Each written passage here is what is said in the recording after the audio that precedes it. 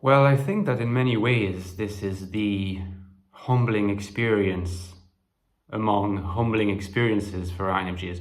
And I don't mean to be, glib about this. Of course, if you are dealing with a narcissist or the victim of a narcissist, this is a harrowing experience at so many levels. And a lot of people suffer greatly and are greatly hurt and harmed and damaged by that. When I say that it's a humbling experience, maybe it would be more adequate to talk about a humbling experience if you're dealing with someone who has narcissistic qualities rather than a full-blown narcissist.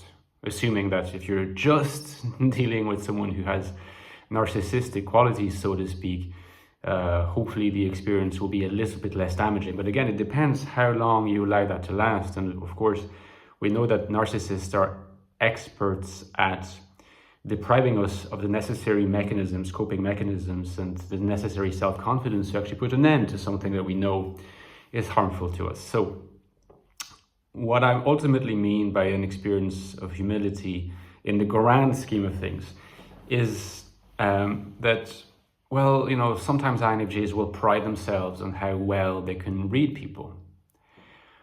And at some level, it is true that INFJs can read a room very well. They can read people's motivations and states of minds and intentions well, better than other people a lot of the time. Although what tends to distinguish the INFJ interpretation from other kinds of interpretation is that it's intuitive. It's not something that I can necessarily explain or rationalize. It's like putting two and two together, working out what makes people tick and that kind of thing. There are people who don't do that well. There are people who can do that reasonably well because they can reason about how other people function. In the case of INFJs, it's often they don't need to reason in that kind of mode. They tend to do it preternaturally. And that is true, but that's not necessarily going to preserve you against the actions of a narcissist, because narcissists, in a way, they're equipped differently. They don't feel the same way. They don't have the same attachment styles. They tend to be dismissive in attachment. They're experts basically at manipulation in ways that go often beyond the supposed, interpretive powers of INFJs regarding other people. So it is possible and sometimes likely that an INFJ will fall prey to that. There's another reason why is that, often, INFJs fall prey to narcissists in the context either of a romantic relationship or of a friendship. And these are significant relationships.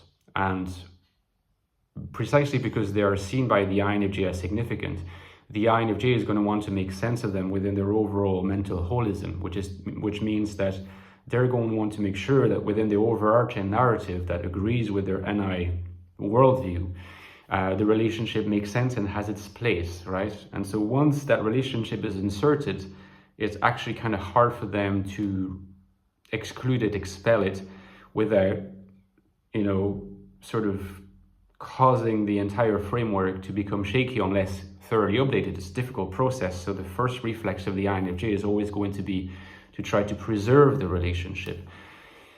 Sometimes it's referred to as a nurse syndrome, but having thought about it more, it's not necessarily because of empathy. It sometimes is related to an excessive or displaced sense of empathy, but often it's linked to their mental holism, the need. It's actually ultimately, it's brought back to themselves. It's like this need to preserve the architecture that has been so painstakingly brought together and part cannot be changed without the overall architecture needing to be changed. It's a very difficult thing to do, which is also why when something is finally gotten rid of, the door is closed. The INFJ will not want to let that happen again, hence the banishment that is often involved in what's commonly referred to as the INFJ door slam. So this culminates in sometimes what looks like a nurse syndrome. The INFJ wants to fix the other person. Really, they're trying to fix their mental holism. They see that something's not quite working right. So instead of realizing they need to change it, they'll try to make the other person fit within it, in order to salvage the whole system without having to overhaul the whole system, which overhaul, which means that it would take significant effort for them to do narrative reinterpretation, thoroughgoing everywhere. It's difficult, and the INFJ is often not inclined to want to do that. So for all these reasons, you can really fall prey to a narcissist. But it also means that when you move away from them, there's different things that can happen. I think, there's three main paths, right? The best one is to be able to come out of it relatively unscathed and, repair yourself to the extent that's